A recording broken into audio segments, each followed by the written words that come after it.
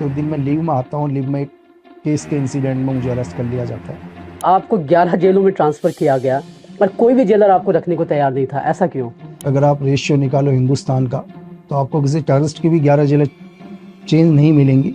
और उस टाइम की गवर्नमेंट, जो भी उस टाइम गवर्नमेंट थी 2011 में, उस गवर्नमेंट ने भी मतलब जो भी मीडिया को बताया, मीडिया ने वही लिखा। एकदम से लिखा हुआ आ जाएगा बेटा गैंगस्टर करके, ठीक है, double double murder case. Centre government चाहती है इसको लटकाएं करके फांसी के अंदर। तो खुद ही सोचो आप, कोई है एजेंट लीमा जो इंडियन सीक्रेट सर्विस के लिए काम करता है, जो भी ये जो किलिंग थी 2000 मतलब 11 में, ये सीक्रेट सर्विस ने एजेंट लीमा से करवाया था। क्या लकी बिस्ट ही एजेंट लीमा है? ये तो मैं तो नहीं बोलता हूँ कि मैं एजेंट लीमा हूँ करके। मोदी जी मौजूदा सरकार में प्राइम मिनिस्टर हैं और आप जो है उनके पर्सनल सिक्योरिटी गार्ड में भी रहे जब आप एनएसजी में थे। तो मैं उस प्रोग्राम के लिए नॉर्मली गया और डिसाइड नहीं था कि वहाँ से कोई अगला प्रोग्राम भी आ गया है करके, कल के शेड्यूल और थे। तो मैं एक सिंगल पेयर ड्रेस में गया मोदी सर के साथ, और वो प्रोग्राम वहाँ से हम अगले प्रोग्राम में गए, 17 दिन के बाद हम वापस आए। अगर मैं कोई गलती करता हूँ किसी ऑपरेशन में, तो उसका खामियाजा सिर्फ मुझे ही भुगतना पड़ेगा। मुझे मेरी वाइफ से थ्रेट नहीं है करके। तो मैं समझ नहीं पाया। मैंने कहा वाइफ से थ्रेट, मुझे मतलब वहाँ कोई रिलेशन के लिए तो मैं यहीं जा रहा हूँ, मुझे सिर्फ अपने काम से मतलब है। जो काम चाहे मैंने मोदी साहब के साथ किया होगा, वही बादल साहब के साथ भी किया होगा, वही अलके अडवाणी सर के साथ भी किया होगा। फर्स्ट टाइम तो जब मैं कभी एक ब्रिज के ऊपर फंसा एक ऑपरेशन में, मुझे तो यही नहीं पता चला यार कि मेरा कॉकिंग हैंडल कहाँ है करके। माइंड काम करना बंद कर देता है उस टाइम। अगर आपके घर के अंदर कोई घुसेगा तो आप तो रिएक्ट करोगे ना सर। 4 घंटे वॉर बंद हो सकता है, वॉर हमेशा भी बंद हो सकता है सर। 15 साल के लड़के के हाथ में भी हमने वेपन देखा कि एक लड़का वो जंगल में रह रहा है, उस जंगल में जानवर भी हैं, दुनिया भर के इंसेक्ट्स भी हैं, बरसात भी हो रही है, फिर भी वो लड़का खड़ा है। अगर आप हल्का सा भी झिझकोगे तो उसकी गोली आप पर होगी सर, आपको सोचने का मौका नहीं मिलेगा सर। एक स्पाई को अगर वो किसी भी देश के अंदर पकड़ा जाता है तो दुनिया के हर देश में एक ही सजा है सर, सजाए मौत।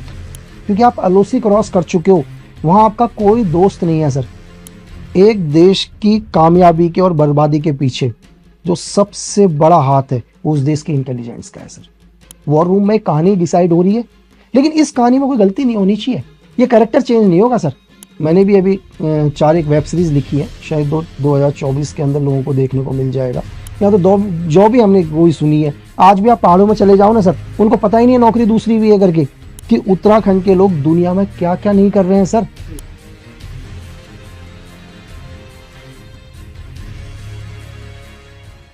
उत्तराखंड का नैनीताल इलाका, 6 सितंबर 2011 की तारीख थी। रात के समय एक मर्डर होता है जिसमें 2 लोगों की जान ली जाती है और उसके बाद उसी दिन की शाम सुबह को, यानी कि 6 सितंबर की सुबह को ही एक व्यक्ति को हल्द्वानी से अरेस्ट किया जाता है उस मर्डर के आरोप में। और उसके बाद उस शख्स की पूरी ज़िंदगी बदल जाती है। ये वो कहानी है जो अगर आपने उनकी किताब पढ़ी होगी तो आपको पता होगी, लेकिन अगर आपने किताब नहीं पढ़ी है तो ये कहानी है लकी बिस्ट उर्फ लक्ष्मण सिंह बिस्ट की। अब लक्ष्मण सिंह बिस्ट कौन है? लक्ष्मण सिंह बिस्ट वो हैं जिनका पूरा परिवार देश की सेवा में जुटा हुआ है। उनके जो दादाजी थे वो 1971 की लड़ाई में शहीद हुए हैं। उनके पिता भी देश की सेवा में जुटे रहे। और जब लकी की बात आती है तो लकी कई मोर्चों पर देश की सेवा में जुटे रहे। वो कई नेताओं की एक सुरक्षा अंगरक्षक जिसे कहते हैं उसमें जुटे रहे। और एक दिन एक घटना जो है उनकी ज़िंदगी में ऐसी होती है जो पूरी चीज़ें बदल कर रख देती हैं और एक देशभक्त को एक मर्डरर का उस पर आरोप लगाया जाता है। तो आज हमारे साथ हैं एक ऐसे शख्स जिनकी पूरी ज़िंदगी फिल्मी लगती है, लेकिन अब वो खुद फिल्म के कारोबार में आए हैं। लक्ष्मण जी, आपका बहुत बहुत स्वागत है हमारे इस कार्यक्रम में। और सर, हम शुरुआत इसी से करेंगे सबसे पहले कि लकी बिस्ट, लक्ष्मण सिंह बिस्ट जिन्हें हम जानते हैं, लकी की शुरुआत कैसे हुई, आप देश सेवा से कैसे जुड़े, उसके बारे में कुछ बताइए। चलो, सबसे पहले तो धन्यवाद सर, आपने मुझे इनवाइट किया। तो मतलब फादर मेरे इंडियन आर्मी से ही थे, तो इंडियन आर्मी की कई जगह पोस्टिंग्स होती हैं। तो जब मेरे फादर की पोस्टिंग जयपुर वगैरह में हुआ करती थी, तो मैं जयपुर में ही, मेरी स्कूलिंग जयपुर में ही हुई। तो स्टार्टिंग से अगर आपने देखा हो कि उत्तराखंड के अंदर ज़्यादातर लोग आपको इंडियन आर्मी से ही मिलेंगे। अगर आप पूरा भारत का भी रेशियो निकालो तो हम लोग 2-2 रेजिमेंट देते हैं इंडिया को, गढ़वाल राइफल भी देते हैं, कुमाऊं रेजिमेंट भी देते हैं। यहाँ तक कि जो नागा है, नागा भी यहीं से है।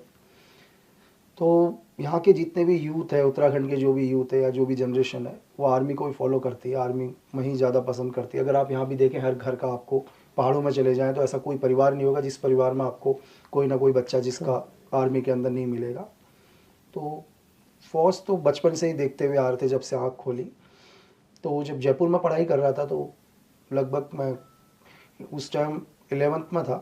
तो अगर आप 2003-4 में देखो तो उस टाइम 16 से 19 के ग्रुप के बीच में ले लिया जाता था, इंडियन आर्मी के बीच में।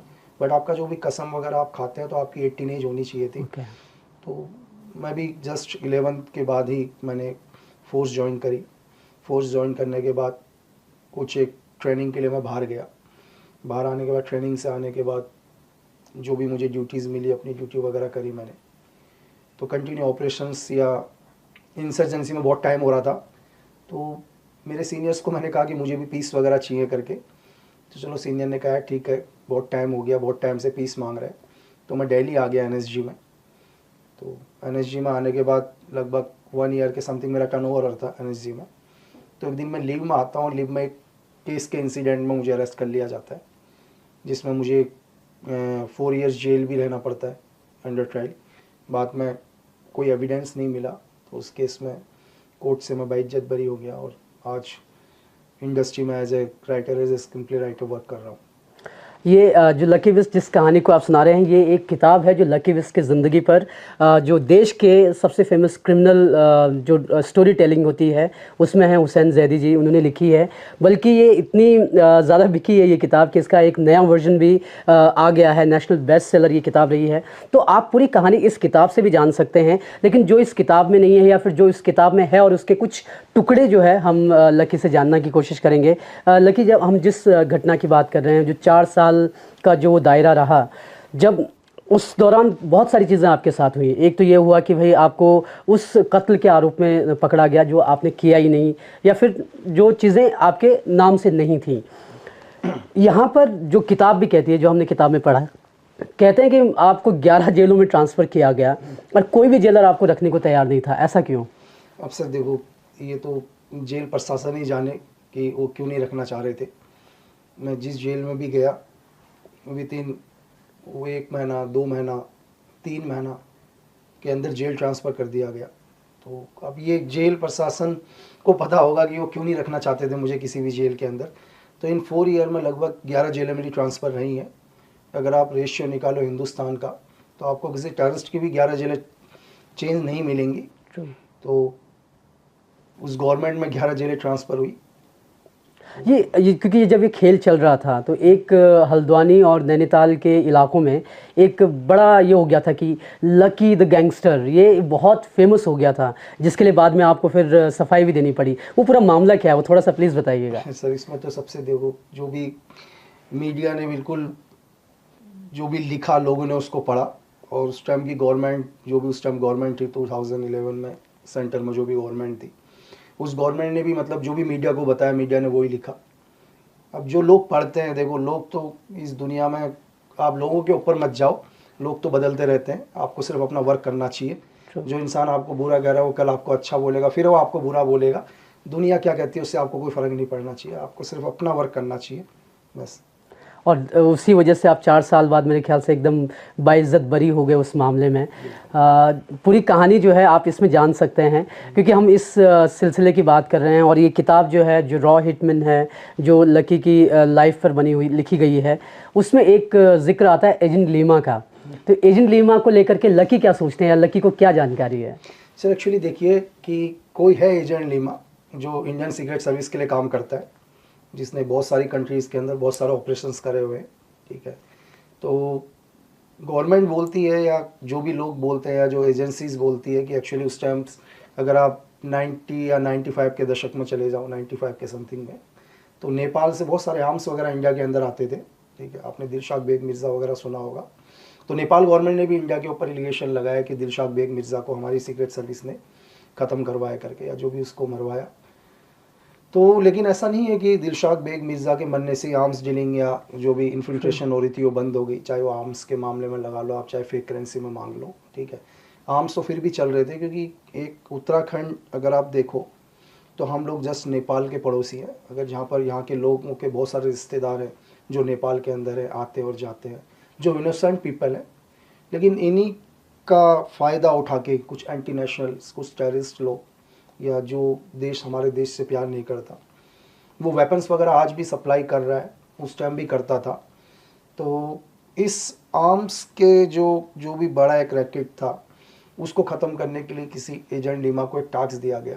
ठीक है, कहते हैं कि जो भी ये जो किलिंग थी 2011 में, ये एक सीक्रेट सर्विस ने एजेंट लीमा से करवाया था। ठीक है, तो शायद गवर्नमेंट को ये लगाया, यहाँ की गवर्नमेंट को जो भी चीज़ें लगी कि एजेंट लीमा और लक्की बिस्ट एक ही हैं करके। ठीक है, तो अब मेरे ख्याल से उस शक की गुंजाइश इसलिए भी बनी क्योंकि आप रॉ से आते थे, आप एक उसके एजेंट थे, तो कहीं ना कहीं वो शक की सुई उन्होंने वहाँ जोड़ दी। क्या ये पॉसिबिलिटी रही होगी उसका? मैं तो सीक्रेट सर्विस के लिए काम करता था, वो कोई भी एजेंसी हो सकती है। सीक्रेट सर्विस के लिए बहुत सारी एजेंसी है, लोकल LIU से लेकर, ठीक है, MI से लेकर, IB से लेकर, RNW से लेकर। तो गवर्नमेंट को लगा चीज़ें, जो भी गवर्नमेंट को लगा उस टाइम, जो भी सेंटर गवर्नमेंट थी, अगर आप उस टाइम की गवर्नमेंट और आज की गवर्नमेंट देखो, आज भी आज ऑपरेशंस देख रहे हैं सर, दुनिया भर के अंदर ऑपरेशन चल रहे हैं। ठीक है, 70 साल में एक गवर्नमेंट ने इस देश में राज किया, 2014 के बाद भी एक गवर्नमेंट आई है देश में, और आज आप पूरी दुनिया के अंदर देख लो, हर रोज़ टीवी के अंदर न्यूज़ आ रहे हैं कि पाक के अंदर ये हो गया करके। ठीक है, आज क्या कहते हैं, हाफिज़ के भाई बेटे को मार दिया, चाचा को मार दिया, आज कनाडा में खालिस्तान को मार दिया, खालिस्तानियों को मार दिया, US में एक्सीडेंट हो गया, कंटिन्यू आप सुन रहे हैं, हर देश आज एलिगेशन लगा रहा है कि ये इंडिया की सीक्रेट सर्विस ने करा है। हाँ, अगर उनको लगता है, मतलब अगर आप देखो हमारा पड़ोसी मुल्क देख लो पाकिस्तान, आप कि आज वो बोल रहा है, आज उसके जितने भी मिलिटेंट थे सब अंडरग्राउंड हो गए। ठीक है, सबके ऊपर ISI का सपोर्ट, बिल्कुल सबको अंडरग्राउंड कर दिया गया है। ठीक है, तो जो भी इस देश के लिए, अगर आप देखो 10-10 साल से वो लोग अपने ट्रेनिंग कैंप चला रहे थे, पूरा मतलब इन्फिल्ट्रेशन करवा रहे थे देश के अंदर, जगह जगह पर ब्लास्ट करवा रहे थे, तब कोई भी नहीं बोल रहा था दुनिया के अंदर। ठीक है, आज ISI है या जो भी लोग हैं वो बोल रहे हैं अरे सबके सब किलिंग करके इंडियन सीक्रेट सर्विसेज करा रही है करके। ठीक है, अगर उनको लग रहा है तो करा रही है, तो देखो मैं तो ये नहीं बोलूँगा कि करा रही है।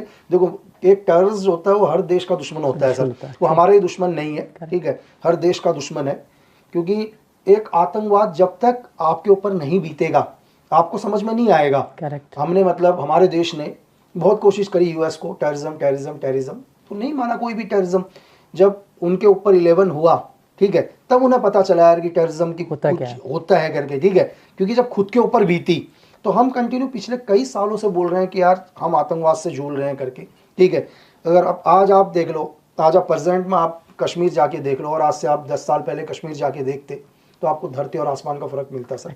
ठीक है, तो देश के अंदर जो भी चीज़ें हैं कि डिपेंड करता है आपकी गवर्नमेंट कैसी है।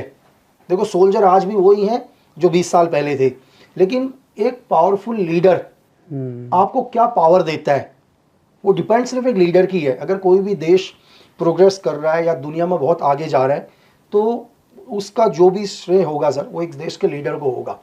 करेक्ट, जो डिसीजन वो लेता है अपने लोगों के लिए वो इम्पोर्टेंट होते हैं।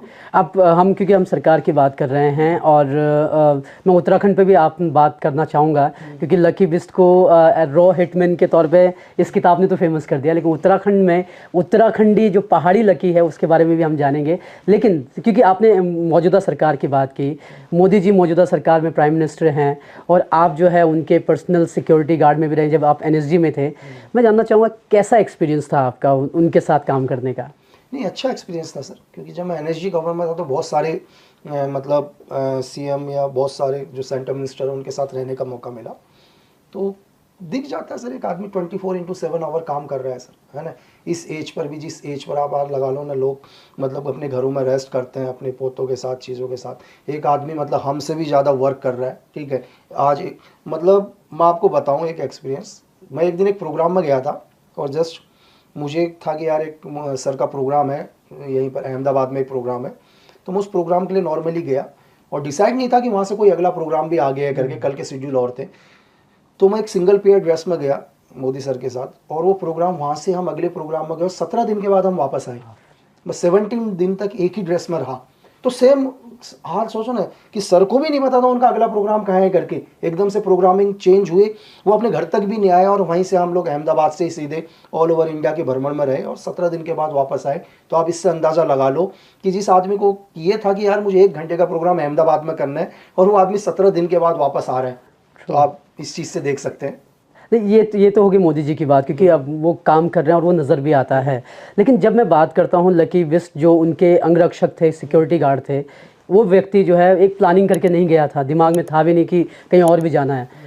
वो 17 दिन का पीरियड, या फिर वही सिचुएशन नहीं, कहीं पर भी जब भी आप किसी नेता के साथ उसके सिक्योरिटी में होते हैं तो बहुत सारी चीज़ें आपको देखनी होती हैं।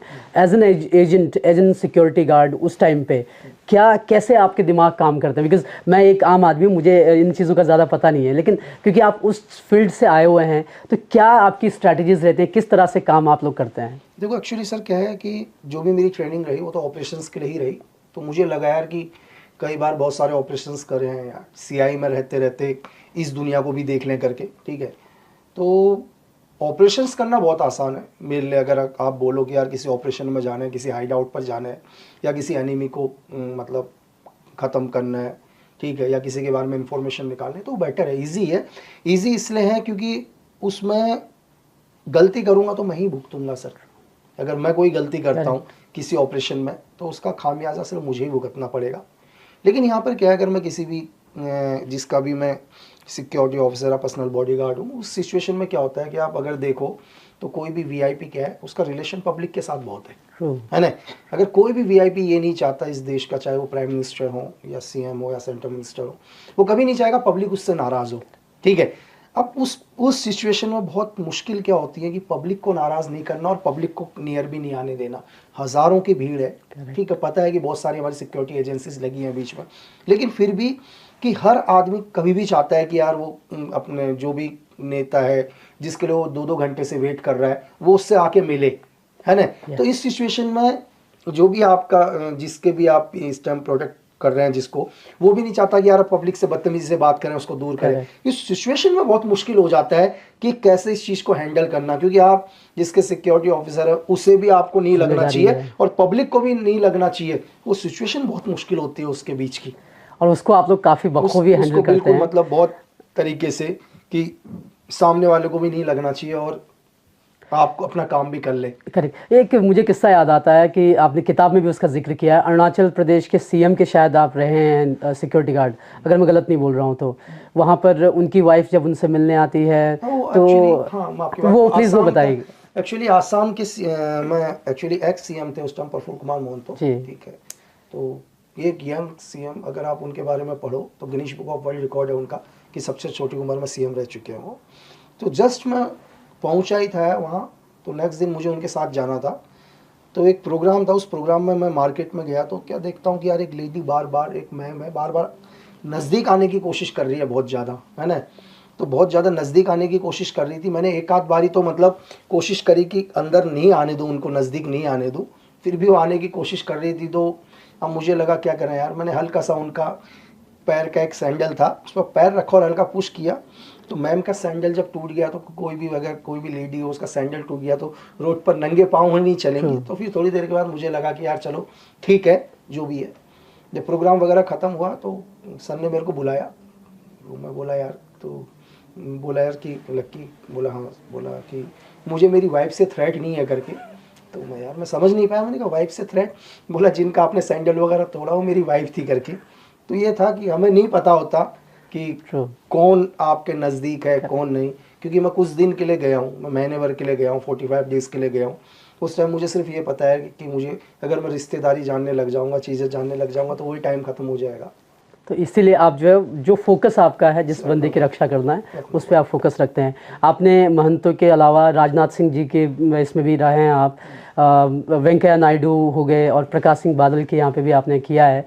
लकी से मैं ये जानना चाहूँगा कि आपने इतने लीडर्स के साथ काम किया है, मतलब उनके एनएसजी के तौर पे आप उनके कमांडो रहे हैं, बेस्ट आपको मतलब किसके साथ बेहतर लगा? सर देखो ये तो कहना मुश्किल है, क्योंकि मुझे मतलब वहाँ कोई रिलेशन के लिए तो मैं यहीं जा रहा हूँ, मुझे सिर्फ अपने काम से मतलब है। जो काम चाहे मैंने मोदी साहब के साथ किया होगा, वही बादल साहब के साथ भी किया होगा, वही अलके अडवाणी सर के साथ भी किया होगा। मुझे सिर्फ अपनी ड्यूटी पता है सर कि मुझे क्या वर्क करना है, ठीक है। मेरा काम है कि कोई भी जिस मैं जिसको सिक्योरिटी देने जा रहा हूँ या जिसकी सिक्योरिटी की जिम्मेदारी मेरे ऊपर है, उसको जब भी वो अपने घर से निकलते हैं दोबारा उनके घर तक पहुंचाने की जिम्मेदारी मेरी है। बस सबके साथ सेम ही चीज़, ट्रू, मतलब पर्सनल रिलेशन किसी के साथ नहीं होता है। बट लेकिन फिर भी ये होता है ना, क्योंकि आप एक व्यक्ति के साथ महीनों गुजार देते हैं। जब लीडर्स की बात आती है, बिकॉज मोदी जी को हम पब्लिक रैलीज में देखते हैं, प्रोफेशनल लेवल पे देख लेते हैं, बट जो इनफॉर्मल होता है, जब मैं अपने एक खुद की ज़िंदगी में हूँ, निजी ज़िंदगी में हूँ, तब मोदी जी कैसे हैं, मतलब कैसा इंटरेक्शन या फिर कैसे ख्याल आपके उनके बारे में बने? बिकॉज पब्लिक लाइट में तो वो हैं, बट जब वो एक बंद कमरे में एक अपनी लाइफ के बारे में रहते हैं, उस समय वो कैसे रहते हैं, और आपको क्या उनका नज़रिया समझ में आया? सर अच्छे इंसान और मेमोरी बहुत तेज। ओके, मतलब ये मैंने देखा, एक प्रोग्राम में था मैं, तो जस्ट भीड़ में कोई लड़का था, एक भीड़ में लड़का था, हजारों की भीड़ थी नॉर्मली तरीके से, तो सर ने उसको देखते ही बुला लिया नज़दीक, है ना, मतलब बहुत भीड़ थी, पब्लिक की भीड़ में ही था एक लड़का, तो नज़दीक बुलाया उसको, नज़दीक बुलाने के बाद बात करी, तो पता चला कि यार कि 15 साल पहले जब मोदी साहब सीएम हुआ करते थे उस टाइम, तो उस टाइम गुजरात पुलिस के अंदर वो उनका सिक्योरिटी में था करके, तो 15 साल भी इस लड़के को उन्होंने बीच में देखकर बाई नाम के साथ बुलाना बहुत बड़ी बात है, क्योंकि एक सोचो कि एक लीडर है जिसके लिए हज़ारों लोग हैं, लाखों से वो बात करता है। आज हमें भी याद नहीं रहता, अगर हम लोग भी 10 दिन पहले किसी लड़के से मिले, 15 ईयर्स मैंने पता किया, मुझे लगा यार 15 साल पहले कि एक इंसान 2 महीने के लिए सर के साथ रहा और 15 साल के बाद भी उसका नाम पता है उनको। तो भीड़ से बुलाना, है ना सर, तो एक अपना लगाव कि यार एक आदमी, मतलब देखो ना, मैंने आपको बोला लाखों की भीड़ है वहाँ, क्या फ़र्क पड़ रहा, नहीं बुलाएंगे तो हर वीआईपी का अपना एक टाइम है, उस टाइम से चले जाएंगे, फिर भी उससे 5-7 मिनट वहीं पर बात करी चीज़ें, तो एक मतलब एक बिहेवियर जो व्यवहार जो है, अगर व्यवहार नहीं होता तो आज ग्लोबल लीडर पूरी दुनिया पूछ रही है ना सर, कुछ तो होगा इंसान में, करेक्ट है ना। ऐसा तो नहीं है कि आप 100 ईयर का इतिहास देख लो सर, कुछ तो होगा कि सारी दुनिया, अगर आप कितना भी, आप बहुत सारे लोग हैं जो नाराज़ हैं, हम भी नाराज़ होते हैं किसी से, ठीक है, लेकिन आप कुछ पल अकेले बैठना और सोचना कि 10 लोग आपसे प्यार नहीं करते, 100 लोग आपसे प्यार नहीं करते, एक आदमी से आधी से ज़्यादा दुनिया प्यार कर रही है, कुछ तो होगा यार सर, है ना, आप उसको नहीं नकार सकते। वो कहते हैं ना कि भाई आप पसंद करो ना करो, लेकिन आप नकार नहीं सकते, नकार नहीं सकते सर। हाँ, बड़े बड़े लीडर्स देखे सर हमने, दीपावली है, चीज़ें हैं सर, उन लोगों के पास टाइम नहीं है, एक प्राइम मिनिस्टर -40 डिग्री टेम्परेचर पर जाके दीपावली मना रहा है, उसको क्या जरूरत है? करेक्ट, है ना, वो देश के सोल्जर के साथ -40 डिग्री पर बना रहा है। तो ये मतलब उनका व्यवहार जो है लोगों से, करेक्ट, मतलब एक आदमी जमीन से उठा हुआ आदमी सर, ठीक है, बहुत सारे लीडर्स हैं जो 5 स्टार्स के कमरों से बाहर नहीं आए, उनको क्या पता -40 डिग्री टेम्परेचर से है, ठीक है, जो आदमी जमीन से उठ के आया उसको जमीनी हालात पता है सर, करेक्ट, ठीक है, तब इंसान कनेक्ट होता है। मतलब कहते हैं कि इस दुनिया में जो यूनिवर्स में जो ताकत है वो जोड़ती है ना सर, क्योंकि आदमी ज़मीन से ही आए हुए हैं, तो उनको पता है तकलीफ़ क्या होती है करके। ट्रू। लकी जी, हम ज़मीन की बात कर रहे हैं, हम पहाड़ पे भी आपसे जानना चाहेंगे, उत्तराखंड के आपके बचपन को लेकर के भी जानना चाहेंगे, लेकिन उससे पहले जब आप स्पेशल फोर्सेस आपने ज्वाइन की 16 साल की उम्र में, तो आप इज़राइल जो है ट्रेनिंग करने के लिए गए, जो क्योंकि आप बहुत सारी चीज़ें डिस्क्लोज़ नहीं कर सकते अपने ऑपरेशंस को लेकर के, लेकिन ओवरऑल जो एक मामूल निकलता है, कैसा एक्सपीरियंस रहा आपका? मतलब वो ज़्यादा आसान था या फिर जो आपने एनएसजी में काम किया वो आसान था, या जो लाइफ अब आप जी रहे हैं वो आसान है? सर देखो, जो ट्रेनिंग का पीरियड था उस पर तो हम क्या बोलेंगे कि ट्रेनिंग तो ट्रेनिंग ही है ना सर, कि अगर आप सोचो कि कहना आसान है, आप 40 किलोमीटर रनिंग कर रहे हो, आपके पास 18 kg वेट और राइफल है, ठीक है, अब यार 40 किलोमीटर किसी बाइक में बैठ लेना तो भी आप 3 बारी बाइक में पोजीशन चेंज करोगे, ठीक है, यहाँ आपको 40 किलोमीटर दौड़ना है, ठीक है, और सही टाइम से पहुँचना है। अगर आप सही टाइम से नहीं पहुँचोगे तो उस दिन के 40 किलोमीटर में आप फेल हो सर, वो आपको रनिंग दोबारा करनी पड़ेगी, ठीक है। तो आप ट्रेनिंग के अंदर ये आप लगा लीजिए कि हम लोग अर्ली मॉर्निंग सुबह 4 बजे से ट्रेनिंग करते थे और रात के 1-1 बजे तक हमारी ट्रेनिंग होती थी। वहाँ जो भी हमारे इंस्ट्रक्टर थे वो एक ही चीज़ बोलते थे कि दौड़ते हुए मत सोना। कभी आप बिलीव करोगे, लोगों को आपने खड़े खड़े सोते हुए देखा है, हमने इंसान को सोते हुए देखा है कि 3 कदम चले और एकदम से आँख खुली, यार मैं तो नींद में हूँ करके। मतलब आप कंटिन्यू 1 महीना 2 महीना 2-2 3-3 घंटे सोओगे तो क्या असर होगा आपकी बॉडी के ऊपर, है ना। तो ट्रेनिंग ही है सर, मतलब आपको वो एक चीज़ बताती है, मतलब 40 किलोमीटर रनिंग कराने का मतलब उनका क्या है सर, कि आप दुनिया के अंदर 40 किलोमीटर भी दौड़ सकते हो करके।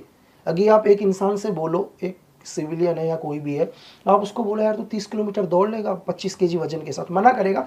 वो मना क्यों करेगा पता है, उसका रीज़न उसने कभी दौड़ा नहीं है। जिस दिन वो दौड़ लेगा ना, वो कहेगा मैं दौड़ लूंगा करके। वो आपके अंदर आपकी शक्ति को जगाना काम है उसका। धरती में जो इंसान पैदा हुआ है सब एक ही जैसे हैं, ऐसा कोई नहीं है, सब एक जैसे हैं, कोई डिफरेंट नहीं है।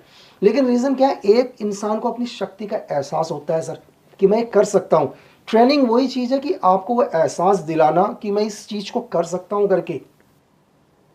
तो वही है कि मैं आपको बताऊं कि आप अगर आप देखो ना सर, एक लड़का पढ़ाई करता है, उसका टीचर बोलता है भाई तू बेस्ट और बेस्ट रहेगा करके, लड़का निकलता है बेस्ट। आपको बताना, एक बच्चे को भी आप बताते हैं कि बेटा तू ये कर सकता है करके। एक बच्चे को आप छोड़ दो, वो बैट के ऊपर चढ़ता है, तो बच्चे को चढ़ने के लिए आप बोलो, चढ़ने का एक बारी वो बच्चा चढ़ लिया, उस डेली 10 बारी बैट के ऊपर चढ़ता है, बस उसको फर्स्ट टाइम चढ़ने की देर है। तो दुनिया की कोई भी ट्रेनिंग हो, ट्रेनिंग सिर्फ आपको बताया जाता है कि ये चीज़ आप कर सकते हो सर, है ना। आप देखो ना कि गर्ल्स भी दौड़ती है ना सर, वो भी 25 किलोमीटर दौड़ रही है आजकल, 30 किलोमीटर वो भी दौड़ रही है, ठीक है, वो भी एनएसजी में है, वो भी 30-30 किलोमीटर दौड़ रही है। आप एक यहाँ आगे बोलो तो शौक हो जाएगा। तो सिर्फ आपको फर्स्ट टाइम करना होता है, चाहे वो ऑपरेशन हो चाहे कोई भी हो सर। अगर आप एक ऑपरेशन में जाते हो तो फर्स्ट टाइम आपको लगता है यार एक ऑपरेशन में आप जा रहे हो, ठीक है, क्या होगा क्या होगा। उस दिन क्या होता है, अगर आप 12 किलोमीटर भी एक ऑपरेशन में गए तो आपकी पलक नहीं झपकती, वो फर्स्ट दिन है, क्या होगा क्या होगा क्या होगा क्या होगा करके। नेक्स्ट टाइम एक बारी आप एक ऑपरेशन के अंदर आपका काउंटर होता है किसी भी टेररिस्ट से, आप उस रूटीन में आ जाते हो, आपको पता है। फर्स्ट टाइम तो जब मैं कभी एक ब्रिज के ऊपर फंसा एक ऑपरेशन में, मुझे तो यही नहीं पता चला यार कि मेरा कॉकिंग हैंडल कहाँ है करके। माइंड काम करना बंद कर देता है उस टाइम, क्योंकि मैंने जो ट्रेनिंग में सीखा है, ट्रेनिंग में क्या है, मेरा टारगेट सामने है, ठीक है, मेरा टारगेट मुझे वापस फायर नहीं मारेगा, एक डेमी टारगेट रखा हुआ है। यहाँ एकदम से पता ही नहीं चला क्या हुआ करके, क्योंकि वो मैं फर्स्ट टाइम देख रहा हूँ ना, वो माहौल मैंने इससे पहले कभी नहीं देखा। एक ब्रिज के ऊपर गया और एकदम से फायर आना शुरू हो गया, ये मतलब एकदम से ट्रिगर दबाया तो मैं ये भूल गया कॉक नहीं कर रखा वेपन करके। चंद सेकंड मैंने कहा फायर क्यों नहीं हो रहा करके, तब पता चला यार कि मैंने कॉक ही नहीं कर रखा अपना वेपन। वो चंद सेकंड की बात है, लेकिन उस 2 सेकंड के लिए माइंड जाम हो गया ना। सेकंड टाइम कभी ऐसा नहीं हुआ, दूसरी बार कभी नहीं हुआ, पहली बार हुआ। फर्स्ट टाइम कुछ भी होगा तो दुनिया में होगा सर, वो मेरे साथ हो चाहे किसी के साथ भी हो। तो ये एक्चुअली सही कही आपने कि कैपेसिटी को अगर आपको खुद की जाननी है तो आपको ट्रेन करना होगा खुद को। और पहली बार सबसे ज़्यादा शुरुआत ही हार्ड होती है, बाद में तो जब आप प्रैक्टिस में आ जाते हो तो चीज़ें आसान हो जाती हैं। तो क्योंकि हम आपके ऑपरेशंस की बात कर रहे हैं, आपने कॉन्गो में भी ऑपरेशन किए हैं, इज़राइल में तो आपने ट्रेनिंग भी ली है।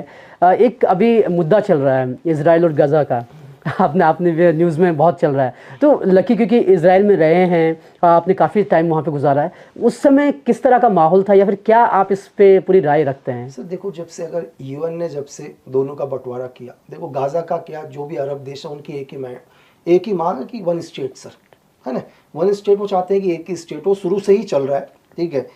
और जबकि यूएन ने अपना एक फैसला दिया कि इज़राइल को अपना अलग दिया, ठीक है, फ़िलिस्तीन को अपना अलग दिया सर, ठीक है।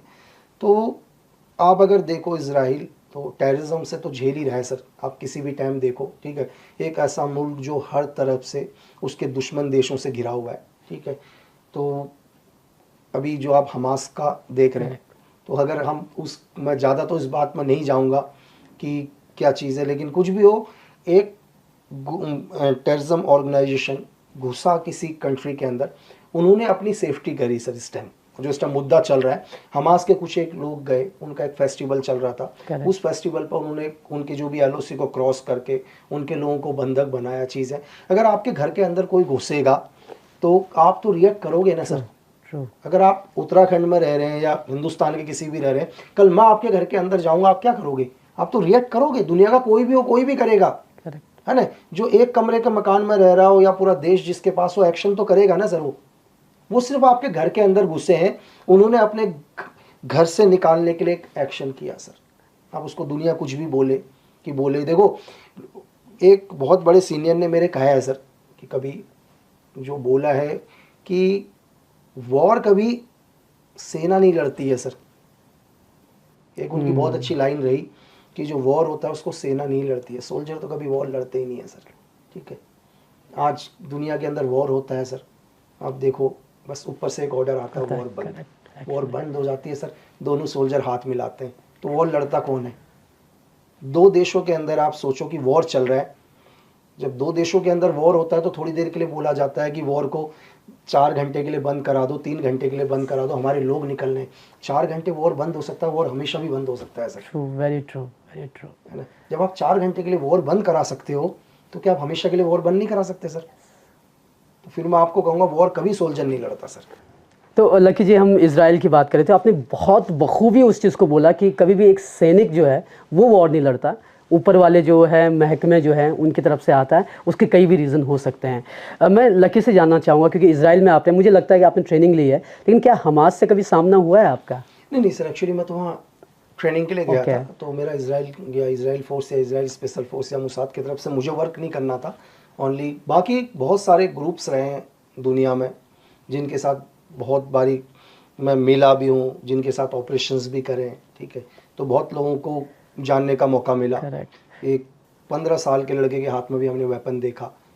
बात ये नहीं कि 15 साल का लड़का वेपन है उसके हाथ में कि उसने वेपन उठाया क्यों है, कि एक 15 साल का बच्चा, अगर आप देखो यहाँ तो शायद 11th-12th में पढ़ाई कर रहा होगा, एक 15 साल का बच्चा वेपन उठाया है, कैसे उसका ब्रेन वॉश किया है ना, कि एक लड़का उस जंगल में रह रहा है, उस जंगल में जानवर भी हैं, दुनिया भर के इंसेक्ट्स भी हैं, बरसात भी हो रही है, फिर भी वो लड़का खड़ा है।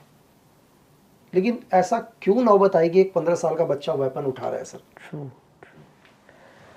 ये लकी, क्योंकि आपने कॉन्गो और सोमालिया की मेरे ख्याल से आप बात करें और कई यूएन पीस मिशंस में आप शामिल रहे हैं। कॉन्गो सोमालिया की जब मैं बात करता हूँ, वो मुझे लगता है कि उनकी पूरी हिस्ट्री ही एकदम हमेशा डिस्प्यूटेड रही है, हमेशा खून खराबा की उसमें पूरी उनकी जियोग्राफी है।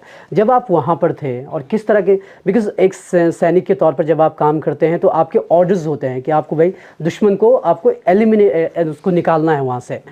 लकी जब वहाँ पर थे, सोमालिया हो, कॉन्गो, और जहाँ की आप बात करें वहाँ तो मैंने भी देखे कि बच्चों के हाथों में बंदूकें होती हैं। किस तरह का आपका एक्सपीरियंस रहा? क्या कभी हाथ झिझकता है एक सैनिक का कि नहीं यार, सामने जो दुश्मन है वो जवान है या बूढ़ा है, या फिर सिर्फ हमें ऑर्डर्स फॉलो करने होते हैं? देखो सर, कि आप कहीं भी जाते हैं, चाहे आप ऑपरेशंस में जाएँ, किसी भी जगह पर जाए पीस कीपिंग के लिए, अगर आप हल्का सा भी झिझकोगे तो उसकी गोली आप पर होगी सर, आपको सोचने का मौका नहीं मिलेगा सर। कि जो करना है वो पहले सोच लो सर। आप एक बार आप ऑपरेशन में निकल गए तो वहाँ सोचने का टाइम नहीं है। अगर आपने हल्का सा भी सोचा कि यार एक बूढ़ा है, एक बच्चा है, एक लेडी है, आप सोचोगे कि मैं चलाऊं नहीं चलाऊं, सामने वाला सोचेगा या नहीं सोचेगा ये नहीं पता सर। तो इस सिचुएशन में तो आप सिर्फ अपना वर्क करने गए हो सर। ठीक है, आपको गवर्नमेंट ने एक टास्क दिया है, सबसे पहले तो हम कोशिश करते हैं सर आदमी वेपन डाले। दुनिया में खून खराबा तो कोई नहीं चाहता सर, कोई भी नहीं चाहता कि मैं लोगों को मारूं। ठीक है, क्योंकि मेरा कोई दुश्मन नहीं है सर जिनके साथ में मैं ऑपरेशन करने जा रहा हूँ, उन्होंने मेरी घर की ज़मीनें कब्जा नहीं कर रखी। ठीक है, मैं तो जानता भी नहीं हूँ उनको। मैं जिनके ऊपर एक्शन करने जा रहा हूँ या जिनके ऊपर मैं फायरिंग करने जा रहा हूँ, शायद मैं उनसे लाइफ में पहली बार मिल रहा हूँ और आखिरी बार भी मिल रहा हूँ, है ना। वो मेरे पर्सनल दुश्मन नहीं है, तो ऐसा तो नहीं है कि मैं उन्हें दुश्मनी निकालने के लिए जा रहा हूँ। तो जो भी मुझे जो लगता है, या गवर्नमेंट ने बोला कि यार कि समाज के लिए ये लोग सही नहीं है, ठीक है, इनकी वजह से समाज में ठीक नहीं है, पीस नहीं है, मतलब इन लोगों की वजह से लोग बहुत डिस्टर्ब हैं। ठीक है, मतलब अगर 2-4 लोगों की वजह से अगर पूरा समाज परेशान होता है, ठीक है, जिनके वजह से दुनिया नहीं जी पा रही है, तो उनको उसके लिए एक्शन उठाना ही पड़ता है। ट्रू। लकी, आप जो हैं जब यूएन पीस मिशंस में रहे हैं, आप कई ऑपरेशंस में आपने किया है, आप बेस्ट स्नाइपर भी आप जो है साबित हुए हैं। इसके बारे में कुछ बताइए, कैसे ये खिताब आपके नाम जुड़ा? नहीं सर, बल्कि बेस्ट तो बहुत ही रहे हैं दुनिया के अंदर, है ना सर। तो किया, स्नाइपर्स कोर्स भी किए हैं सर, जो भी टास्क मिला वो किया। तो ऐसा तो नहीं है कि लोग बोलते हैं, मीडिया बोलती है या दूसरे फोर्सेस बोलते हैं कि बेस्ट स्नाइपर, कुछ एक चीज़ें कि एक ऑपरेशंस में गए तो ठीक लगा, बोला सर कि लक्की ने आज अच्छा काम किया, इतना दूर का टारगेट था। बाकी मैं बोल रहा हूँ सर कि जो भी है सिर्फ काम ही किया है, बाकी कुछ नहीं। ऐसा कुछ मैं आपको, जो भी लोग मतलब आपके चैनल के उससे ही देखेंगे, आप दुनिया में कुछ अलग नहीं करते हैं कि आप बेस्ट बहुत बेस्ट या आप दुनिया के सबसे अच्छे या आप सुपर। मैं सिर्फ आपको यही कहूँगा कि आपको जो काम दिया है ना, अगर आपने वो काम ईमानदारी से कर लिया तो आप दुनिया के हीरो हो भाई। चाहे एक बच्चा स्कूल पढ़ रहा है, आपका काम है पढ़ाई करना, अगर आपने पढ़ाई करी तो आप इंडिया के हीरो हो, क्योंकि आपने टॉप किया। एक पुलिस ऑफिसर हो या कोई भी एक पुलिस वाला हो या सिक्योरिटी फोर्सेस हो या एक नेता हो, उसने सिर्फ अपना काम ईमानदारी से कर लिया ना सर। मैं बोलता हूँ कि एक आदमी 100% नहीं 90% भी ईमानदारी से अपना काम कर रहा हो, देश का हीरो है यार। वो कोई अलग से कोई काम नहीं कर रहा है। आज आप बोलते हो कि यार हमारा कितना अच्छा लीडर, कितने अच्छे नेता, जिसने रोड बना दी, हमारा गांव सही कर दिया। सर अपने बैंक बैलेंस से किसी ने कुछ नहीं बनाया, ठीक है। ऐसा कोई नहीं होगा कि जिसने अपने घर की जमीन को बेच के आपके लिए रोड बनाई है, आपकी कॉलोनी सही करवा दी, उसने अपना काम कर दिया, जो उसको काम दिया वो आपका हीरो बन गया। तो सिर्फ जो काम इस दुनिया में आपको दिया है ना, आप उससे कर दो, आप सारी दुनिया के हीरो हो जाओगे। आपको कुछ नहीं करना एक्स्ट्रा ऑर्डिनरी यार, आप अपने काम को ईमानदारी से करो, आप हीरो हो देश के। True true.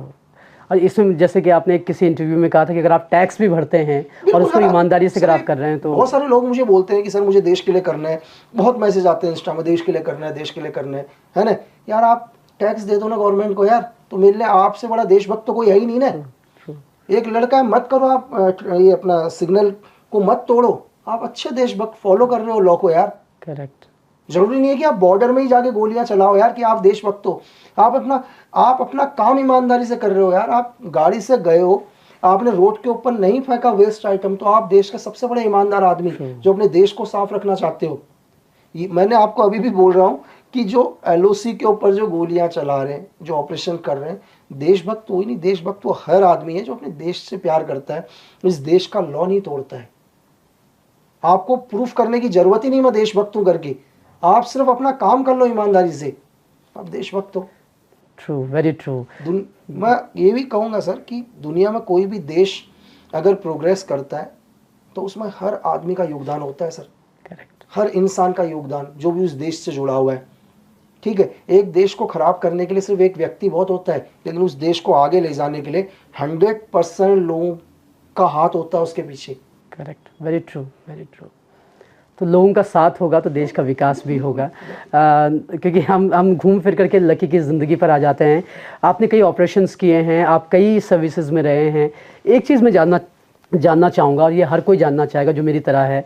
फिल्मों में दिखाया जाता है जो एजेंट्स होते हैं भाई साहब, उनकी एक अलग दुनिया होती है, अपने रिश्तेदारों से छुपी हुई, अपने दोस्त यारों से छुपी हुई, और एक्शन थ्रिलर लाइफ में बहुत कुछ होता है उनकी।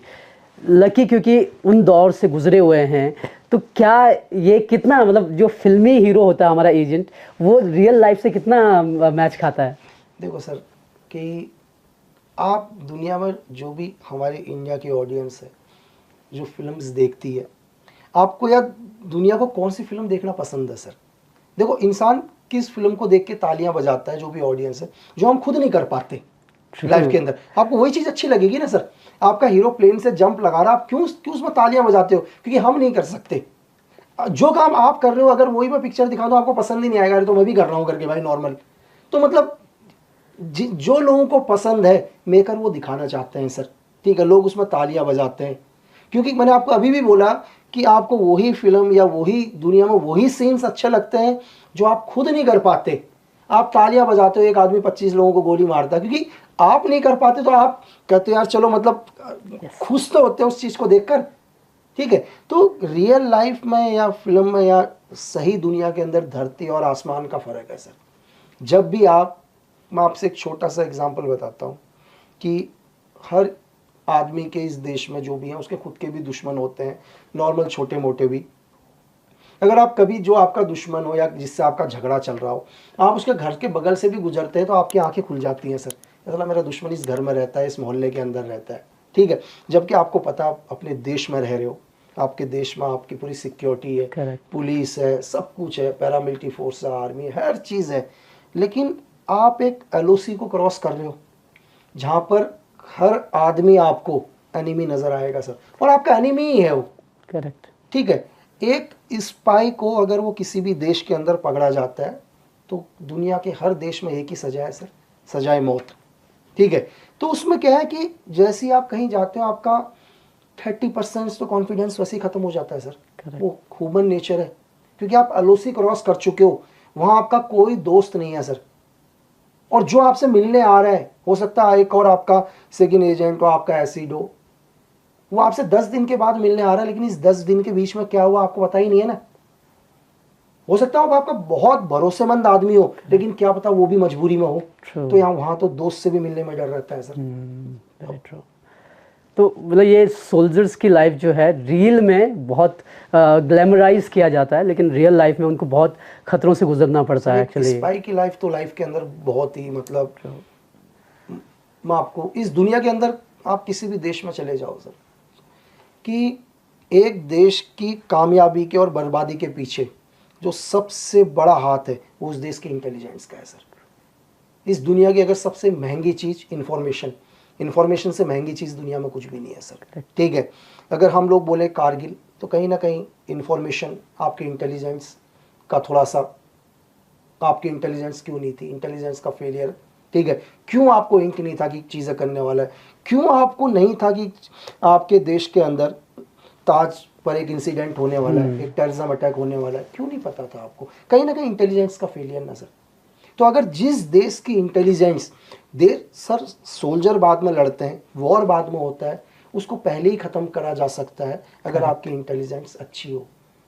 क्यों 11 के बाद क्या कहते हैं, वर्ल्ड ट्रेड सेंटर के बाद यूएस के अंदर कोई भी टेररिज्म अटैक नहीं हुआ बड़ा, उनका इंटेलिजेंस इनपुट से कोई भी चीज़ हो रही है उसको पहले ही ख़त्म कर दे रहे हैं वो। आप कहने का मतलब, मैं आपको छोटी सी एक चीज़ बता रहा हूँ कि आपके कहीं पर छोटा सा आग लगी, आपके दोस्त ने बोल दिया कि यार फलाने जगह में आग लग रही है, आप उस आग को बुझा सकते हो, दुनिया को पता ही नहीं चलेगा ना वहीं पर। लेकिन जब वो आग बहुत बढ़ जाएगी तो उससे आपको नुकसान भी होना पड़ेगा।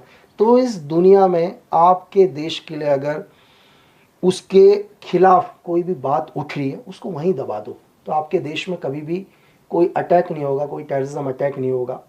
तो दुनिया के अंदर मैं आपको अभी भी बता रहा हूँ कि जो सबसे, किसी भी देश के लिए जो सबसे इम्पोर्टेंट, वो का इंटेलिजेंस। आपके देश की इंटेलिजेंस क्या है, आपके इनपुट्स कैसे हैं। लेकिन आपने आज तक दुनिया में कभी सुना ही नहीं होगा किसी स्पाई को या किसी इंटेलिजेंट के किसी आदमी को कोई मेडल मिला हो, कभी नहीं सुना होगा एक्चुअली, है ना, कभी पता ही नहीं होता सर। True true. और वो कहानियाँ बहुत बाद में आती हैं, जब वो या तो चले जाते हैं या फिर वो रिटायर होते हैं, या फिर कहीं तो आते ही नहीं है। Correct correct actually. है ना, अगर आज जितना भी यूथ है आज RN के सर को पढ़ रहा है, उनके दुनिया में करे हुए सारे ऑपरेशंस पढ़ रहा है, लेकिन कब पढ़ रहा है सर, जब वो चले गए, सर। ट्रू, है ना, 20-22 साल पहले जब वो चले गए, आज वो पढ़ रहे हैं, आज का यूथ पढ़ रहा है कि 1955 में उन्होंने कौन सा ऑपरेशन किया था करके। ठीक है, एशिया का सबसे बड़े टेररिज्म अटैक की जो भी गुत्थी है उनको सॉल्व किया, वो आज पढ़ रहे हैं 2023 में 1955 का।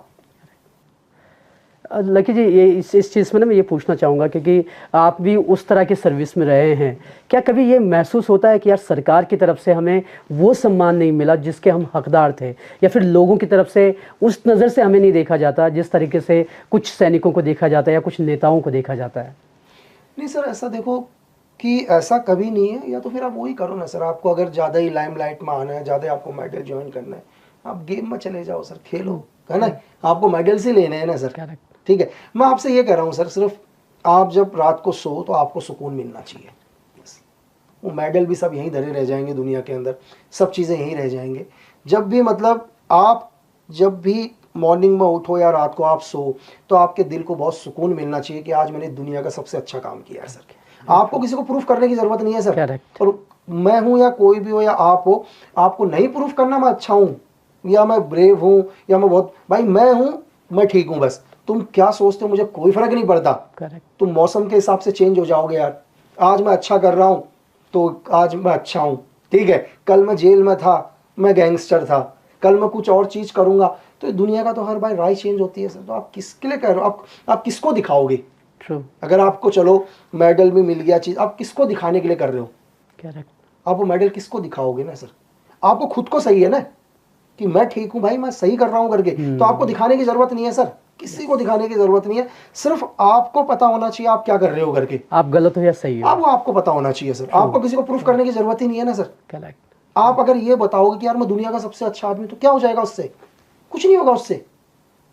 मैंने आपको बोला कि एक छोटा सा एग्जांपल बताता हूँ, नाम भी नहीं बताऊंगा सर। एक नेताजी थे, एक दिन पहले उनके घर के बाहर इतनी भीड़ लगी हुई थी कि अंदर जाने के लिए भी नहीं था रास्ता, रास्ता ही नहीं था अंदर जाने के लिए। अगले दिन पता चला नेताजी इलेक्शन हार गए, नेताजी के वहाँ 2 ही लोग थे सर। ट्रू, ये होता है तो कई 2 लोगों लोग के खड़े साथ होता नेताजी है। के वहाँ, और नेताजी खुद सर पकड़ के बैठे हुए। Correct correct. और एक दिन पहले इतनी भीड़, 200 मीटर का एरिया पूरा का पूरा जाम हो रखा नेताजी के लिए, क्योंकि पता है कल नेताजी इलेक्शन जीतने वाले हैं। तो ये दुनिया है यार सर। और वो सारी भीड़ कहाँ गई होगी दूसरे नेताजी के वहाँ जो जीत गए होंगे, तो क्या बोलोगे सर। करेक्ट, ये एक्चुअली सही कहा आपने कि आपको खुद को प्रूव करने की जरूरत दूसरों को नहीं है, कम से कम आप अपने मापदंड खुद तय कर सकते तय कर हो। सकते हैं, बिल्कुल। True true. लकी जी, हम रील और रियल की बात कर रहे थे। लकी विस्ट जो है अब जो है वो रील में आने वाले हैं। आपकी इस जर्नी के बारे में बताइए, लेखक बनना कैसे हुआ, प्रोड्यूसर बनना कैसे हुआ, क्या मतलब एक जवान जो है जो दुश्मनों से लोहा ले रहा है, वो अब कलम से अपनी बात लिख रहा है। सर एक्चुअली क्या है कि बहुत सारी मैं भी वेब सीरीज़ देखी, जब जेल में रहा तो दुनिया भर की मूवी देखी, वेब देखी, बुक्स पढ़े। तो मैंने कहा चलो दुनिया में, मैंने कि बहुत सारा एक्सपीरियंस रहा है लाइफ के अंदर, बहुत जगह गया हूँ, बहुत सारे लोगों से मिला हूँ, ठीक है। एक छोटे से गुंडे से भी मिला हूँ, दुनिया के बहुत बड़े टेररिस्ट से भी मिला हूँ, एक छोटे से दुकानदार से मिला हूँ, दुनिया के बड़े बिजनेस टाइकॉन से भी मिला हूँ। दोनों के लोगों की सोच क्या है, इतना गैप क्यों है दोनों में, एक लोकल गुंडा क्यों है, एक दुनिया का बहुत बड़ा टेररिस्ट क्यों है, दोनों का क्या सोच है करके, ठीक है। तो मैंने कहा मैं लिखता हूँ करके।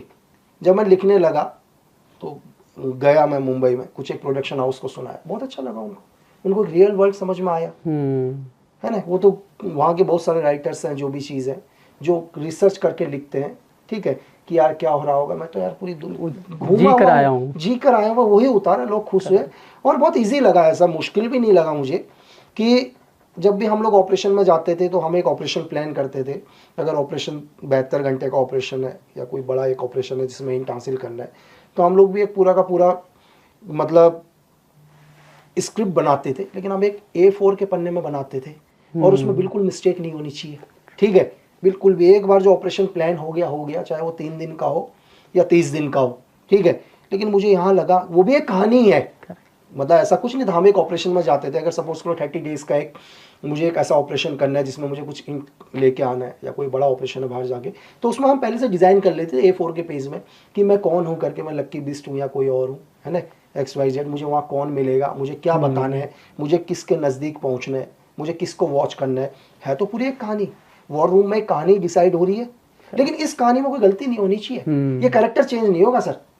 अगर कहने का मतलब है कि लक्की बिस्ट अजय बनकर गया है या आसिफ बनकर गया है, ठीक है, अब वो वही रहेगा, वो चेंज नहीं होगा, क्योंकि वॉर रूम में डिसाइड हो चुका हो। लेकिन इंडस्ट्री में ठीक है सर, कहानी पूरे हम 100 पेज पर लिखते हैं, फिर चेंज कर देते हैं, तो इजी है ना।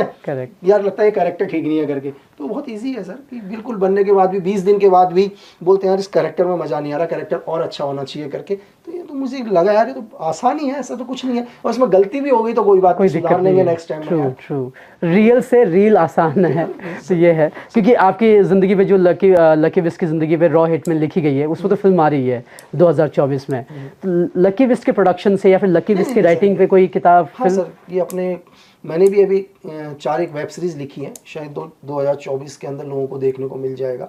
और एक फिल्म भी लिखी है, खुद ही मैंने लिखी है सर, इसका स्टोरी राइटर मैं ही हूँ, ठीक है। और 2 का मैं स्क्रीन प्ले राइटर भी हूँ, तो मेरा खुद का लिखा हुआ है, तो वो भी लोगों को देखने को मिलेगा अभी। Very nice. कि बॉलीवुड में लकी विस्ट जो है राइटर प्रोड्यूसर ही रहेंगे या फिर एक्टर भी कभी हमें देखेंगे? एक्टर का तो है ही नहीं, लेकिन डायरेक्शन करूँगा सर, डायरेक्शन करूँगा, डायरेक्शन में जाएंगे। अच्छा, हम इंटरव्यू के आखिरी पड़ाव में हैं, और क्योंकि लकी विस्ट उत्तराखंड से आते हैं, बहुत कम लोगों को पता है। अब मैं थोड़ा सा आपके उत्तराखंड के आधार पे जानना चाहूँगा, उत्तराखंड में लकी विस्ट कहाँ से आते हैं और कैसा उनका बचपन रहा? बढ़िया सर, मैं पिथौरागढ़ से आता हूँ। पिथौरागढ़ में एक जगह है गंगोलीहाट, एक बुंगली गाँव है, वहाँ से आता हूँ। बहुत बढ़िया जगह, बहुत ज़्यादा सुकून धरती का, है ना सर। मैं कहता हूँ कि यार बॉम्बे काम करने के लिए ठीक है, रहने के लिए अपना उत्तराखंड ही है, ठीक है। काम करो सिर्फ बॉम्बे के अंदर, रहना उत्तराखंड में ही, ठीक है। तो बहुत सारे लोगों ने मुझे बॉम्बे में बोला, मैंने कहा सर सिर्फ काम के लिए मुंबई ठीक है यार, क्योंकि बहुत फास्ट है, सुकून तो पहाड़ों में ही है ना सर। आज भी आप पहाड़ों के अंदर चले जाओ, आज भी आप जाओ कि आप फंस जाओ यार, आपको लोग घर तक पहुंचा देंगे, हेल्प तो कर ही देंगे, खाना तो खिला ही देंगे। वहाँ बॉम्बे देखो ना, बगल वाले, मुझे खुद नहीं पता कि 2 साल से मैं जहाँ रह रहा हूँ मेरा पड़ोसी कौन है यार। सही बात। मुझे आज तक मेरा पड़ोसी नहीं पता कि जस्ट मेरे बगल में रह कौन रहे करके। तो ये तो वहाँ की लाइफ है। वहाँ सिर्फ लोगों को आगे बढ़ना है, ठीक है। मतलब जो मुझे लगा कई बार तो इतना गुस्सा आता है, मैं क्या बोलूं, इंसानियत तो है ही नहीं लोगों में आज के टाइम में। रोड के ऊपर एक आदमी गिरा पड़ा है, ठीक है, वीडियो बनाने लग जाएंगे उसका, ठीक है, लोगों को वीडियो से मतलब है कि यार ये कितना वायरल होगा करके। वो बेचारा भाई वो चिल्ला चिल्ला के मर जाएगा, मेरे को उठा लो, मेरे को उठा लो, उसको उठाने के लिए कोई नहीं आएगा। क्या सर, ये शहरी जिंदगी जो है उसके मुकाबले पहाड़ जो है अभी, बिल्कुल सर सही कहा आपने, बहुत सुकून है सर, सुकून है धरती का। अगर जन्नत बोलो तो यही है, सुकून है बस। हमारा जो पानी है ना सर, वो शायद 100 रुपीज़ का जो पानी मिल रहा है उससे अच्छा तो यहाँ पानी बह रहा है सर पहाड़ों से, ठीक है, जो आप वहाँ 100 रुपए का पानी पियोगे। करेक्ट। एयर देखो ना, लोग तरस जाते हैं मुंबई में। मैं तो लास्ट टाइम भी नहीं देखा यार कब ताजी हवा ली करके। करेक्ट। लकी, जब आप छोटे थे, बचपन था आपका, क्या हमेशा से यही था कि देश सेवा के लिए कुछ करना है, या फिर कुछ ख्याल था कि डॉक्टर बनूंगा, एक्टर बनूंगा, या फिर कोई दूसरा सपना उस बच्चे ने पाला हुआ था? नहीं सर, कोई भी ख्याल नहीं था, पता ही नहीं था दूसरी जॉब भी होती है करके। या तो जॉब भी हमने वही सुनी है। आज भी आप पहाड़ों में चले जाओ ना सर, उनको पता ही नहीं है नौकरी दूसरी भी है करके। आप जाओ पहाड़ों के अंदर, आज भी गाँव के अंदर सुबह सुबह लड़के दौड़ रहे होंगे सर 5 बजे। बोला किसके लिए? बोला आर्मी ज्वाइन करनी है, अभी कुमार रेजिमेंट का वो आ रहा है, अभी गढ़वाल राइफल का आ रहा है, BRO का आ रहा है। पता ही नहीं है लोगों को सर। तो ये 2004 में आप समझ लो ना, कहाँ पता होगा, ये तो 2023 चल रहा है सर। जब आपको पता ही नहीं है तो आपको कैसे चीज़ें, लोगों को पता ही यार मैंने क्या करना है भाई, 16 साल के बाद मैंने क्या करना है, ठीक है।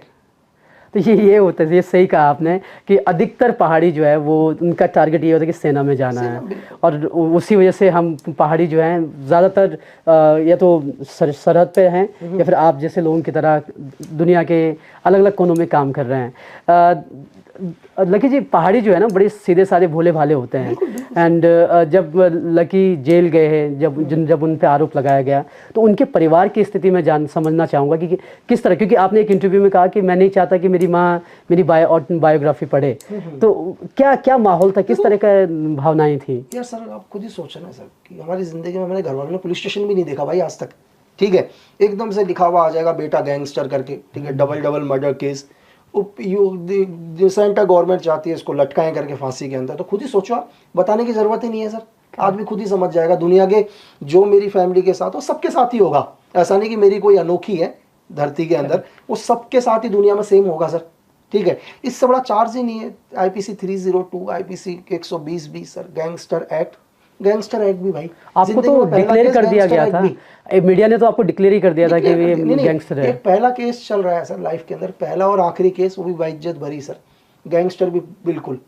मतलब मैं कह रहा हूँ आज की दुनिया के अंदर भी सर देखो कि मीडिया, आपके लोग क्या तरक्की कर रहे हैं वो दिखाओ ना यार, कम से कम वो तो कवर कर लो भाई थोड़ा बहुत। आपकी अच्छाई कोई कवर नहीं करेगा, फलाने घर के ताले टूट गए, ठीक है, कि मतलब आपके लोग जो आज भी बहुत सारे बच्चे हैं उत्तराखंड के अंदर जो इतना बड़ा काम कर रहे हैं, आप सोच भी नहीं सकते। आपको पता भी नहीं होगा कि उत्तराखंड के लोग दुनिया में क्या क्या नहीं कर रहे हैं सर, ठीक है। अगर आप अभी 14 की पहले से गवर्नमेंट से, तो डोभाल साहब को लोग जानते भी नहीं थे 14 की, अभी लोग जाने डोभाल साहब ना सर, ठीक है। तो इससे पहले भी डोभाल साहब काम तो कर ही रहे थे ना सर, दुनिया में काम कर रहे थे सर, करेक्ट। तो मीडिया को क्या दिखाना है, मीडिया वो भी दिखाए कि यार अपने लोगों को, मीडिया से लोगों को कुछ नहीं चाहिए, लेकिन जो लोग आगे काम कर रहे हैं उनके अच्छे काम को भी दिखाए। तो लकी, क्योंकि हम पहाड़ की बात कर रहे हैं और मैं एक छोटा सा सेगमेंट आपके साथ करना चाहता हूँ। गूगल से कुछ क्वेश्चंस हमने आपके बारे में जो खोजे जा रहे हैं उनके जवाब हम आपसे लेंगे, लेकिन उससे पहले मेरा पहाड़ को लेकर के एक सवाल है, क्योंकि ऑन अ लाइटर नोट, क्योंकि आप एंटरटेनमेंट इंडस्ट्री से आप जुड़ रहे हैं, पहाड़ का सिंगर कोई जो आपकी पसंदीदा हो, या कोई गाना प्लीज अगर। सर क्या है, ये गाना तो मतलब मैं बहुत ही कम, मतलब लोगों ने मेरे को बोला भी सब कुछ करना, गाना मत गाना करके, है ना, बस लाइफ में सब कर लेना, गाना आना मत गाना, क्योंकि यार मैं जो गाना गाऊंगा उसका गाना भी खराब हो जाएगा, लोग 10 गालियाँ और देंगे, उसका भी गाना नहीं सुनेंगे लोग बात ये है। तो कोई फेवरेट सिंगर, अपना पहाड़ी कोई फेवरेट सिंगर जिसके गाने आप सुनते हो? यार मैं एक गाना सुना था बहुत पहले, तो वो भी कुमाऊं रेजिमेंट के थे, वो टक टक टक कमला वाला, हमारे फौजी ललित मोहन जोशी जी का नाम गाना है, अच्छा गाना लगा मुझे बहुत। ट्रू। तो लकी, क्योंकि हम आखिरी पड़ाव में हैं अपने इंटरव्यू के, मैंने गूगल पे, अब लकी बिस्ट थोड़े से लोग जान रहे हैं कि एक बंदा ऐसा भी है, तो कुछ लोग आपको लेकर के सवाल पूछ रहे हैं। तो सबसे पहले एक सवाल आया है कि लकी बिस्ट की मूवी कब आ रही है?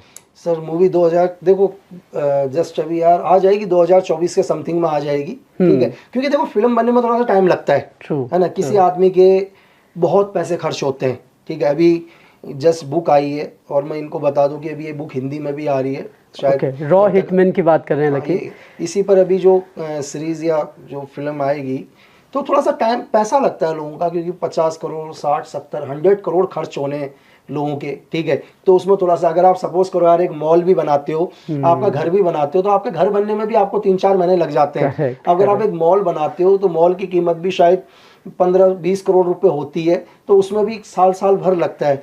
तो एक फिल्म बनने में किसी आदमी के 70-80-100 करोड़ रुपए खर्च होंगे, तो थोड़ा सा टाइम लगता है उस चीज में, तो बहुत जल्दी आ जाएगी। चलिए इसका इंतजार रहेगा। अगला सवाल है, लकी बिस्ट रॉ एजेंट हैं या नहीं? अब सर मैं तो नहीं बोलता कि यार मैं भाई गवर्नमेंट के लिए काम करता हूँ, ओनली मैं गवर्नमेंट के लिए काम करता हूँ भाई। ओके बस एक से ये इंटरेस्टिंग है, लकी बिस्ट की वाइफ का नाम क्या है? सर देखो पर्सनल क्वेश्चन तो कुछ भी नहीं है सर। ये तो अभी मतलब ऐसा कुछ है नहीं।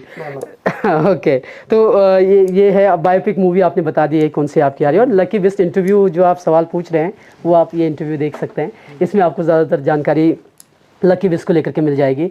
लकी आखिरी सवाल, उसके बाद हम इस क्लोजिंग करेंगे। इस बुक में अगर आप इस किताब को पढ़ेंगे, मैंने पढ़ चुका हूँ, बहुत इंटरेस्टिंगली लिखा गया है लकी बिस्ट की लाइफ को और एजेंट लीमा की लाइफ को कैसे पैरेलल लेके जाया जा रहा है, वो इसमें लिखा गया है। अब सवाल जो लोग अक्सर पूछते हैं कि क्या लकी बिस्ट ही एजेंट लीमा है, ये सवाल का जवाब भी आपको ये किताब आप पर छोड़ती है, वो आपको मिलेगा। लेकिन बहुत इंटरेस्टिंग किस्से इसमें हैं, ज़रूर पढ़िएगा। लेकिन लकी से हम ये सवाल रखते हैं एक व्यूअर के तौर पर, क्या लकी बिस्ट ही एजेंट लीमा है?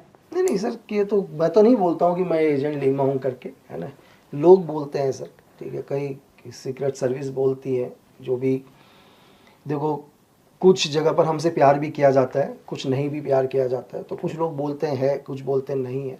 मैं एक छोटा सा गवर्नमेंट के लिए काम किया सर, है ना, जो भी किया देश के लिए किया, जो भी मुझे, मैंने आपसे बोला सर कि मैंने लाइफ में जो भी ऑपरेशंस करे, जो भी चीज़ किया, या जो भी मेरे से जो भी चीज़ें हुआ, या जो भी एनिमी को ख़त्म किया, पर्सनल दुश्मनी किसी के साथ नहीं सर, है ना, किसी के साथ कोई पर्सनल दुश्मनी नहीं, ऊपर से ऑर्डर्स हुए किया।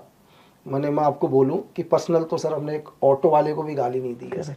Very true, true. एंड एक सोल्जर का काम यही होता है मेरे ख्याल से।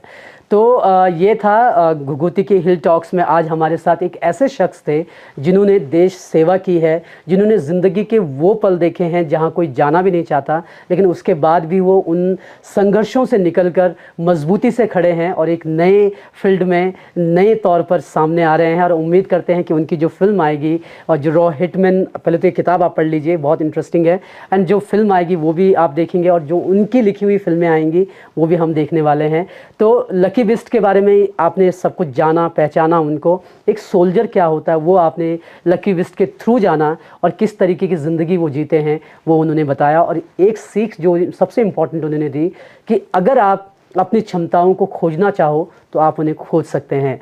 तो lucky, thank you very much हमसे बातचीत करने के लिए, इतना टाइम देने के लिए। तो हिल टॉक्स के इस एपिसोड में हमारे साथ थे लकी बिस्ट। अगले एपिसोड में फिर एक नई शख्सियत होगी, नए सवाल होंगे और नए जवाब होंगे। शुक्रिया।